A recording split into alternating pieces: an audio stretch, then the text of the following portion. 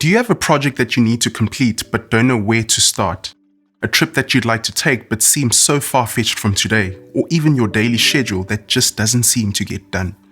Well, don't worry, it just might be overthinking, and to actually get it done, you may just need a plan. So today we're going to talk about the importance of planning and some ways to help you create and implement a successful plan. Before we get to the plan, let's unpack what planning is.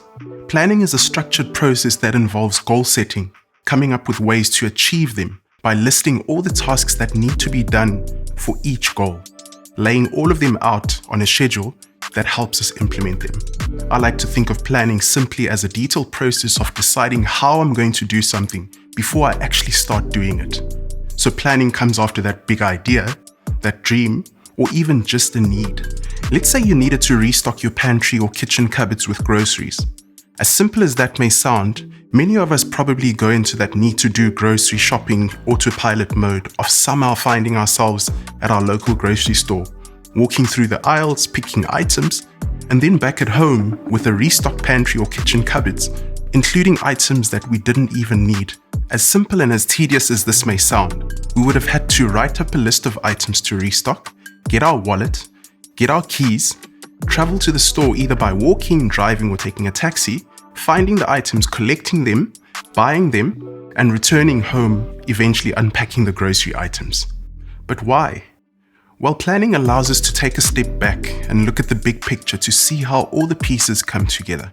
It allows us to organize our thoughts, set goals, and prioritize tasks, and helps us create a roadmap for achieving them.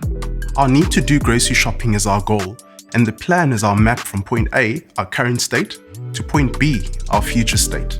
By having a plan, we're able to anticipate potential obstacles and come up with solutions, sometimes innovative ones, to overcome them. Another really great benefit of planning is that it helps us become more confident in achieving our goals. Because we have a clear idea of what we need to do next, there are fewer lags between the activities, tasks, or milestones. As students, for instance, we often lose track of the main reason why we were enrolled to study in the first place.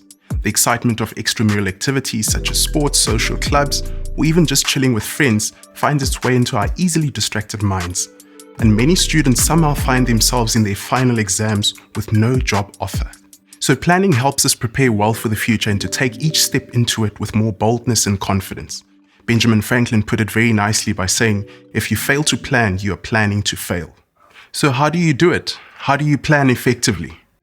An approach that I've found to work well is the 5 W's and 1 H technique, commonly used by detectives, journalists, researchers to identify answers to who, what, why, when, where, and how questions of an event.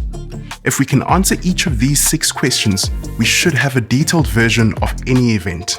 So the first step is to define your goals, the what. In a previous video, I discussed how to set goals using the SMART Goals framework, which I'll link to in the description of this video. Have a look at that video for a clearer understanding of this step. The main question that you need to answer here is, what do you want to accomplish? Because it's important to have a clear understanding of your what, which should ideally have the why attached to it. The reasons behind what you want to achieve should guide you through the prioritization process. That is, which goal to focus on first. Do you want an A-grade average in your studies at the end of the year? Do you want to run a marathon within the race cutoff time? Or do you want to go on your very first international trip this year? This will help you make decisions on how to allocate your resources and your time. Because these are your goals and your decisions, the who is implied. So take some time to think about what you want to achieve and write it down. No, seriously, write it down. Most of our memories aren't as reliable as we think they are. By spending a good amount of time in this step, you avoid the risk of rushing into planning something that may not even be a priority right now.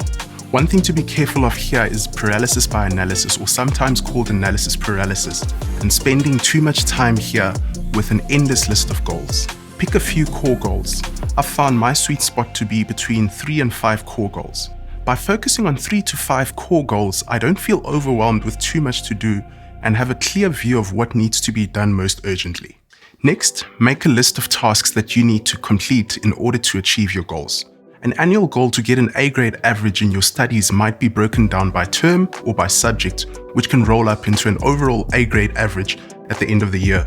This will help you break down your goal into manageable steps and see what you need to do to reach your goal. As you make your list, be sure to include deadlines for each task, the when or by when, so that you stay on track and avoid falling behind. The level of detail in your list of tasks depends on how granular you want your plan to be. There are high, medium, and low-level types of plans. The lower you go, the more detailed the plan will be. The higher you go, the less detailed the plan will be. So in our grocery shopping scenario, some of the tasks might be more detailed than others. For example, I'd most likely have to decide which store to travel to at what time or by what time if the store is not a 24-hour convenience store to purchase a pack of salt so that I can season my dinner tonight. But what about the how? Well, the how piece might depend on what you're trying to answer.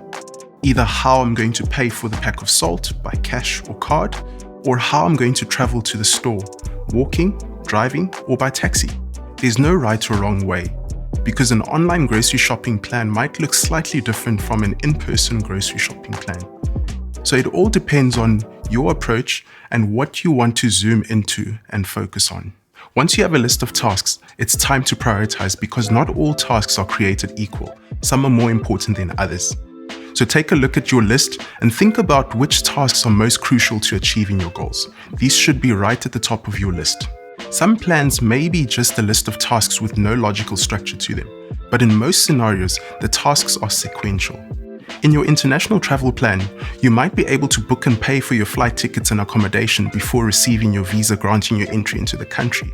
But it's not always recommended because the embassy or consulate can't guarantee that you'll be able to cancel your bookings and get a refund for your payments if your visa isn't granted. So it's probably best to start by getting your passport, then your visa, then making your booking and paying for your flight tickets and accommodation. Now that you have a prioritized list of tasks, it's time to create a schedule. This may be an hourly, daily, weekly, or whatever frequency you prefer, or based on your task. As a student, your study schedule may be hourly or daily. For example, how many hours do you plan to spend pre-reading your upcoming class material? When are your classes scheduled for you to attend? When do you plan to post-read the material after the class? And how much time do you plan to spend creating your summaries? This will help you allocate the right amount of time to each task and to keep you on track. Be sure to allocate time for breaks and relaxation so that you stay focused and avoid burnout. Again, this step depends on how granular your plan is. In some cases, time might be a duration. In other cases, time might be a moment in time. So to put together a list of grocery items might take 5 to 10 minutes, but grabbing your keys and wallet, although it might take 2 to 3 seconds, really is just a moment in time and doesn't need to be scheduled per se. Finally, as you work on your plan, make sure you review and evaluate it regularly as you need. Take time to assess your progress and make adjustments to your plan as you need. Things don't always go according to plan, and you may need to make changes along the way. Be flexible and adaptable, and don't be afraid to ask for help if you need it. So effective planning can help you organize your thoughts and make the most of your time. By setting goals, creating a list of tasks, prioritizing, and creating a schedule, you can plan effectively and achieve your goals. Happy planning, and I'll see you soon.